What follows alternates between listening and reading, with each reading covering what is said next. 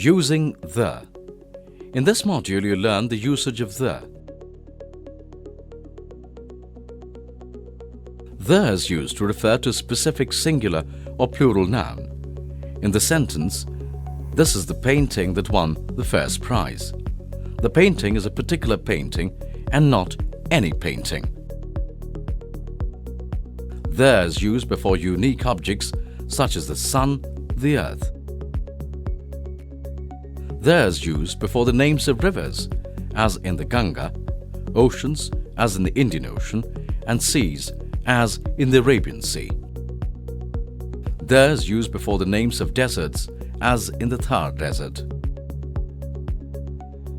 The is used before the names of forests, as in the Black Forest. The is used before the names of the mountain ranges, such as in the Himalayas. In this module, you have learned that the is used to refer to a specific singular or plural noun.